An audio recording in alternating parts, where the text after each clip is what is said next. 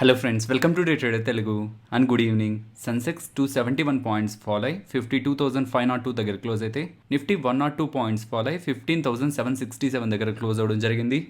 మొదట మన markets related ఉన్న ప్రైస్ యాక్టివిటీని మాట్లాడుకుంటే, ఓపెనింగ్ కొంత న్యూట్రల్గానైనా ఓపెనింగ్ పాయింట్ ఆఫ్ టైం నుంచి గ్రాడ్యువల్గా మార్కెట్స్ అయితే స్లైడ్ అవుతూ వచ్చాయి.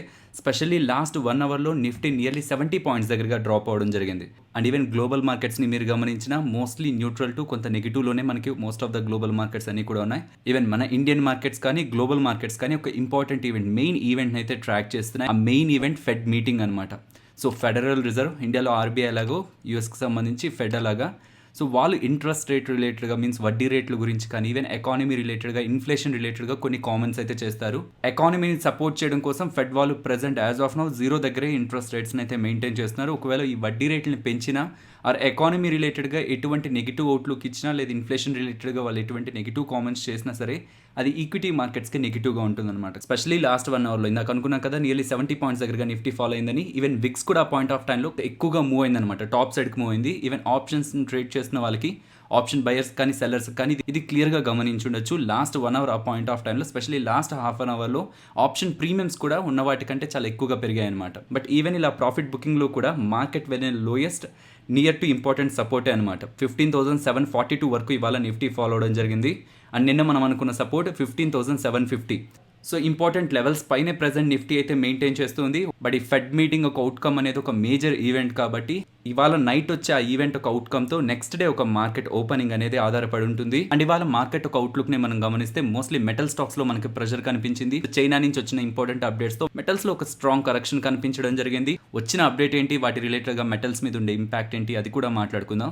బట్ కొంత డిఫెన్సివ్ సైడ్ అయితే కొంత మనీ మూవ్ అవుతున్నట్లు కనిపిస్తుంది. లైక్ ఐటీ కానీ, ఫార్మా కానీ, ఈవెన్ క్రూడ్ స్టాక్స్ రిలేటెడ్గా కూడా. ఫస్ట్ మెటల్ స్టాక్స్ గురించి మాట్లాడుకోవాలి. ఇవాళ most of the metal stocks అన్ని కూడా కరెక్ట్ అవ్వడం జరిగింది. స్పెషల్లీ అల్యూమినియం కానీ, జింక్ కానీ, కాపర్ కానీ, వీటి రిలేటెడ్గా ఉన్న స్టాక్స్లో మనకు కరెక్షన్ కనిపించింది. దీనికి మెయిన్ రీజన్ చైనా దగ్గర నుంచి మల్టిపుల్ అప్డేట్స్ వచ్చాయన్నమాట. సో గ్లోబల్ కమోడిటీ ఎక్స్పోజర్ తగ్గించుకోవాలన్నట్లు వాళ్ళ ఆర్డర్స్ని పాస్ చేయడం. అండ్ అది కాకుండా ఇంకొక మేజర్ అప్డేట్ ఏంటంటే వాళ్ళ దగ్గర నుంచి వచ్చింది, చైనా వాళ్ళ దగ్గర మెటల్ రిజర్వ్స్ ఉంటాయి. మీన్స్ ఈ మెటల్స్ ఉంటాయి కదా, లైక్ స్టీల్ కానీ, జింక్ కానీ, అల్యూమినియం కానీ, కాపర్ కానీ. సో వీటికి సంబంధించి వాళ్ళ దగ్గర నిల్వలు ఉంటాయన్నమాట. సో వాటిల్ని మంత్ ఆన్ మంత్ బేసిస్లో, మీన్స్ ఎవ్రీ మంత్ ఎండ్లో ఎవరికైతే అది నీడ్ ఉందో, ఆ మెటల్స్ ఒక అవసరం ఎవరికైతే ఉంటుందో వాళ్ళకి బిడ్డింగ్ రూపంలో, పబ్లిక్ బిడ్డింగ్ రూపంలో చైనా రిజర్వ్స్ నుంచే మెటల్స్ని సప్లై చేస్తారంటున్నారు. స్పెషల్లీ అల్యూమినియం, జింక్ అండ్ కాపర్ని సప్లై చేస్తారంటున్నారు. మీన్స్ బయట ఉన్న డిమాండ్కి తగ్గట్టు మంత్ ఆన్ మంత్ బేసిస్లో సప్లైని చైనా వాళ్ళే వాళ్ళ ఓన్ రిజర్వ్స్ నుంచి చేస్తారు అనడం. అది కూడా ఎవ్రీ మంత్ చేస్తాం, అప్ టు 2021 ఎండింగ్ వరకు చేస్తామనడంతో, చైనా వాళ్ళ ఓన్ రిజర్వ్స్ నుంచే మెటల్స్ని ఇలా సప్లై చేస్తారు అనడంతో ఈ రీజన్స్తో మోస్ట్లీ వాళ్ళ మెటల్ స్టాక్స్ అని కూడా డౌన్ అయ్యాయి. Specially aluminium, zinc and copper stocks కూడా ఇవాళ ఎక్కువగా ఫాలో అవడం జరిగింది. నెక్స్ట్ ఇవాళ మార్నింగ్ మీకు క్రూడ్ ఆయిల్ $74 దగ్గర ఉంది. ఇది ఆయిల్ ఎక్స్ప్లోరేషన్ కంపెనీస్ లైక్ ఓఎన్జీసీకి, హెచ్ఓఈసీకి వీటికి పాజిటివ్గా ఉంటుంది. అండ్ ఏషియన్ పెయింట్స్కి, బర్జర్ పెయింట్స్కి అండ్ ఎయిర్లైన్స్కి నెగిటివ్గా ఉంటుందని ఎలాగ డేటా కనిపిస్తుంటుంది కదా. సో అసలు ఈ క్రూడ్ ఆయిల్ రిలేటెడ్గా ఉన్న మెయిన్ డేటాని మాట్లాడుకునే ప్రయత్నం చేద్దాం. క్రూడ్ ఆయిల్ రీసెంట్ డేస్లో కొంత ఎక్కువగానే పెరుగుతుంది. జూన్లో 8% దగ్గరగా పెరిగింది, అంతకుముందు నెలలో 5% అండ్ అంతకుముందు నెలలో 6.4%. ఈ ఇయర్ స్టార్టింగ్ నుంచి ఇప్పటి వరకు నియర్లీ 45% దగ్గరగా క్రూడ్ ఆయిల్ ప్రైజెస్లో ర్యాలీ కనిపించింది అనమాట.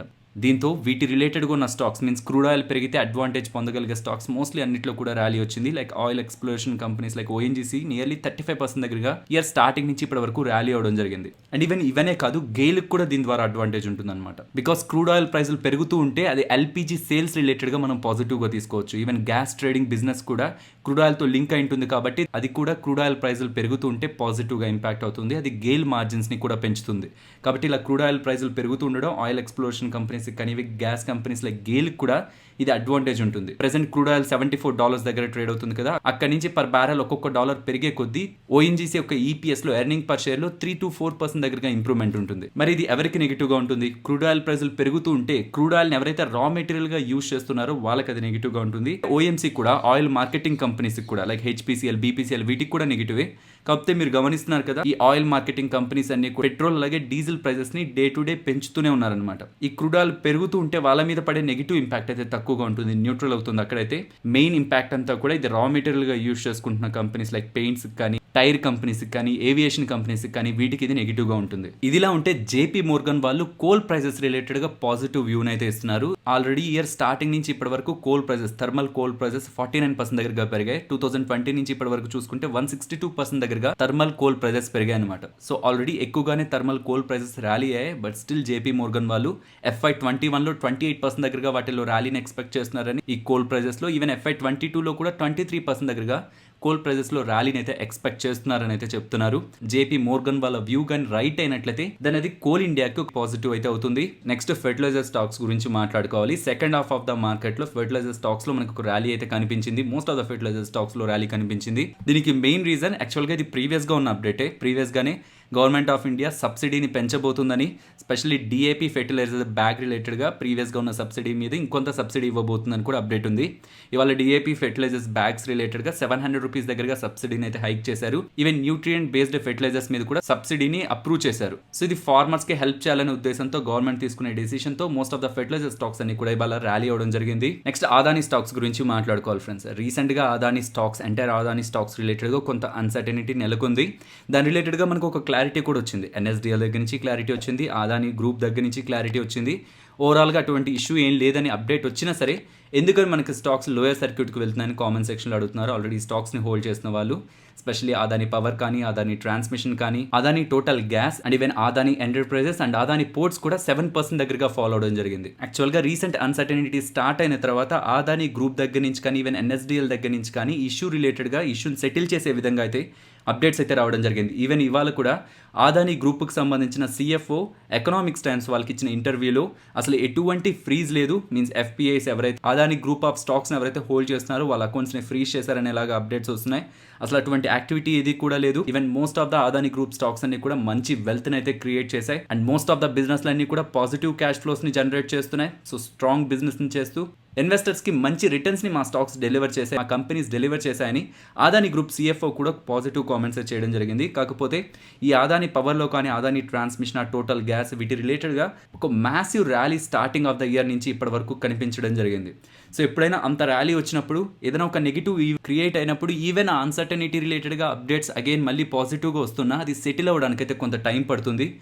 కాబట్టి ఈవెంట్ క్రియేట్ అయిన రోజు నేను క్లియర్గా మీకు నేను అప్డేట్ చేశాను. Even most of the Adani stocks అన్నిటి రిలేటెడ్గా అన్సర్టనిటీ టోటల్గా క్లియర్ అయ్యేంత వరకు కూడా, మీన్స్ ఇవన్నీ కూడా స్టెబిలైజ్ అయ్యేంత వరకు కూడా వీటి రిలేటెడ్గా ట్రేడింగ్ యాక్టివిటీని కొంత అవాయిడ్ చేయమని. ట్రేడింగ్ యాక్టివిటీని, ఇన్వెస్ట్మెంట్ అంటే అది ఒక్కొక్క రిస్క్ ప్రొఫైల్ని బట్టి అండ్ ఆ కంపెనీ రిలేటెడ్గా మనకున్న వ్యూని బట్టి డిఫరెన్షియేట్ అవుతుంది. బట్ ఇంట్రాడేలో ట్రేడింగ్ యాక్టివిటీ చేయాలనుకుంటే మాత్రం ఈ స్టాక్స్ని కొద్ది రోజులు అవాయిడ్ చేయండి. స్టిల్ అగైన్ అదే చెప్తున్నాను. అండ్ ఉన్న స్టాక్స్ రిలేటెడ్గా అదానీ పోర్ట్స్ రిలేటెడ్గా నిన్న మనకు ఒక అప్డేట్ రావడం జరిగింది. ఫిచ్ వాళ్ళు అదానీ పోర్ట్స్ రిలేటెడ్గా వాళ్ళ రేటింగ్ని BBB- మెయింటైన్ చేస్తున్నారు. ప్రీవియస్గాను అదే ఇచ్చారు, సేమ్ రేటింగ్ని మెయింటైన్ చేస్తున్నారు అండ్ అవుట్లుక్ని నెగిటివ్గా ఉంచుతున్నారు. నెక్స్ట్ అమర్ రాజా బ్యాటరీస్ గురించి మాట్లాడుకోవాలి. అమర్ రాజా బ్యాటరీస్ రిలేటెడ్గా నిన్న మనకి అనలిస్ట్ మీట్ జరిగింది. సో దాంట్లో వీళ్ళ బిజినెస్ రిలేటెడ్గా 2 ఇంపార్టెంట్ అప్డేట్స్ ఇచ్చారు. ఫస్ట్ది, వీళ్ళు ఆల్రెడీ చేస్తున్న బిజినెస్ రిలేటెడ్గా ఇప్పటి వరకు గ్రోత్ ఎలా ఉందంటే లాస్ట్ 5 yearsలో 8 to 9% CAGRతో ఆ బిజినెస్ గ్రో అవుతుంది. మీన్స్ ప్రెసెంట్ వీళ్ళు చేస్తున్న బిజినెస్ బ్యాటరీస్ రిలేటెడ్గా, లెడ్ యాసిడ్ బేస్డ్ బ్యాటరీస్ రిలేటెడ్గా 8 to 9% CAGRతో గ్రోత్ ఉంటే లాస్ట్ 5 yearsలో, నెక్స్ట్ 5 yearsలో 8 to 9%ని కాస్త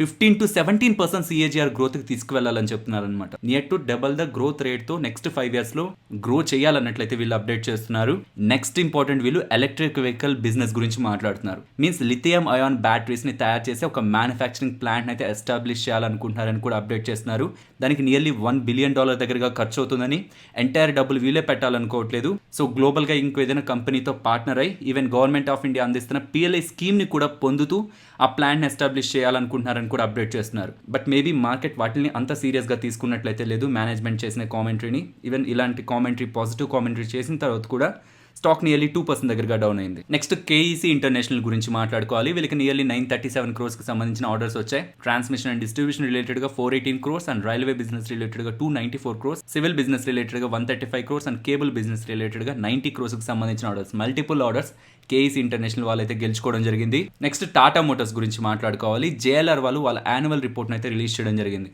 ఆ యాన్యువల్ రిపోర్ట్ లో వాళ్ళు మెన్షన్ చేస్తున్నది నెక్స్ట్ కమింగ్ ఇయర్స్ లో double digit EBITDA margin maintain చేయాలనుకుంటున్నారని అండ్ ఈ లగ్జరీ కార్ సెగ్మెంట్లోనే మోస్ట్ ప్రాఫిటబుల్ కంపెనీగా ఎదగాలనుకుంటున్నారని and positive cash by 2025 achieve చేయాలనుకుంటున్నారని. వీళ్ళకున్న 2 బ్రాండ్స్ జాగ్వర్ అలాగే ల్యాండ్ రోవర్ రెండింటిని కూడా ఎలక్ట్రిఫికేషన్ మీన్స్ ఎలక్ట్రిక్ వెహికల్స్ లా మార్చాలనుకుంటున్నారని. అండ్ ప్రెసెంట్ చైనాలో సేల్స్ అయితే డ్రాప్ అయ్యాయి, కానీ నెక్స్ట్ చైనా రిలేటెడ్ గా వాళ్ళు ఒక స్ట్రాంగ్ గ్రోత్ ని 23% దగ్గరగా గ్రోత్ ని అయితే ఎక్స్పెక్ట్ చేస్తున్నారని ఇలా మల్టిపుల్ కామెంట్స్ అయితే జేఎల్ఆర్ దగ్గర నుంచి అయితే రావడం జరిగింది. సో ఇవన్నీ కూడా పాజిటివ్ కామెంట్సే, కాకపోతే మీకు గుర్తుంటే సిమిలర్ టైప్ ఆఫ్ కామెంట్సే ప్రీవియస్గా మల్టిపుల్ టైమ్స్ మనకి జేఎల్ఆర్ దగ్గర నుంచి వచ్చాయి. యాక్చువల్గా ఫస్ట్ టైం ఈ అప్డేట్స్ వచ్చినప్పుడు like double digit EBITDA growth కానీ, క్యాష్ పాజిటివ్ బై 2025 కానీ, electrification of Jaguar and land rover రిలేటెడ్గా కానీ ఈ అప్డేట్స్ మనకి ఫస్ట్ టైం వచ్చినప్పుడు టాటా మోటార్ స్టాక్లో ఒక స్ట్రాంగ్ ర్యాలీ కనిపించింది. బట్ అగైన్ మల్టిపుల్ టైమ్స్ ఇవే అప్డేట్స్ వస్తూ ఉండడంతో మార్కెట్లో స్టాక్ రిలేటెడ్గా పాజిటివ్ యాక్టివిటీ అయితే కనిపించలేదు. నెక్స్ట్ టెలిగ్రామ్లో ఉన్న వాళ్ళు మార్నింగ్ 10 అరౌండ్ మీకు ఒక పీడిఎఫ్ని అయితే నేను టెలిగ్రామ్లో అప్లోడ్ చేశాను. ఆ పీడిఎఫ్ని ఒకసారి ఓపెన్ చేయడానికి ప్రయత్నించండి, బికాస్ అందులో టాప్ 10 డివిడెండ్ ఈల్డ్ స్టాక్స్ రిలేటెడ్గా డేటా అయితే మీకు కనిపిస్తుంది.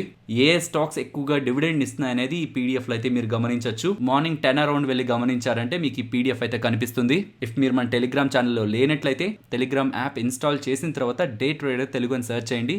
2 lakh అబోవ్ మీకు సబ్స్క్రైబర్స్ అందులో ఉంటారు. నెక్స్ట్ దీపక్ ఫెర్టిలైజర్స్ గురించి మాట్లాడుకోవాలి. ఐసీఆర్ఏ వాళ్ళ రేటింగ్స్ని అయితే అప్గ్రేడ్ చేశారనమాట. ఐసీఆర్ఏ అనేది ఒక రేటింగ్ ఏజెన్సీ.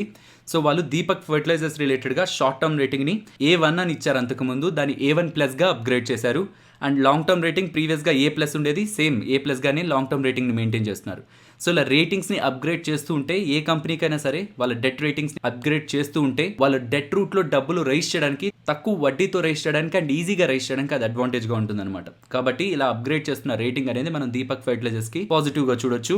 నెక్స్ట్ రైట్స్ వాళ్ళ నెంబర్స్ని అయితే పబ్లిష్ చేయడం జరిగింది. రెవెన్యూ ఇయర్ ఆన్ ఇయర్ కంపారిజన్లో 11.4% దగ్గరగా పెరిగితే, ప్రాఫిట్స్ 1.6% దగ్గరగా ఫాలో అవడం జరిగింది. ఈవెన్ వీళ్ళ ఎబిటా 13.3% దగ్గరగా ఇయర్ ఆన్ ఇయర్ కంపారిజన్లో గ్రో అయితే, మార్జిన్స్ కూడా లాస్ట్ ఇయర్ సేమ్ క్వార్టర్లో 28.6 దగ్గరగా ఉన్న కాస్త ఇప్పుడు 29.1% దగ్గరగా మెయింటైన్ చేస్తున్నారు. ఓవరాల్ నెంబర్స్ అందరినీ కంబైన్ చేస్తే నెంబర్స్ అయితే పాజిటివ్ గానే ఉన్నాయి. నెక్స్ట్ ఐపీఓస్ వాటి గ్రే మార్కెట్ డిమాండ్ గురించి మాట్లాడుకోవాలి. శ్యామ్ మెటాలిక్స్ ఒక గ్రే మార్కెట్ ప్రీమియం 40% దగ్గరగా లిస్టింగ్ గెయిన్స్ రావడానికి పాసిబిలిటీ ఉందని గ్రే మార్కెట్ లో డిమాండ్ అయితే మెయింటైన్ అవుతుంది. And subscription nearly 121 times overall subscription అయితే కనిపించింది. రీటైల్ కేటగిరీలో 11 టైమ్స్ దగ్గరగా కనిపించింది.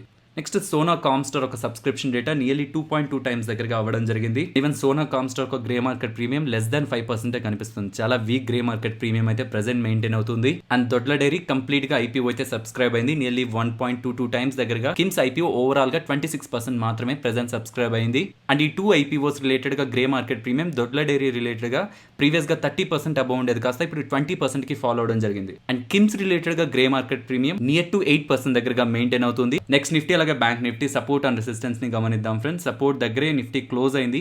ఇఫ్ ఆ సపోర్ట్ బ్రేక్ అయితే 15,613 సపోర్ట్ గా గమనిస్తున్నాను. ఓవరాల్ ఈ లెవెల్స్ అన్ని కూడా నిన్నటి వీడియోలో మాట్లాడుకున్న లెవెల్సే. స్టిల్ ఈ లెవెల్స్ బిట్వీన్ లోనే మార్కెట్ ఉంది కాబట్టి ఈ లెవెల్స్ ని కంటిన్యూ చేస్తున్నాను.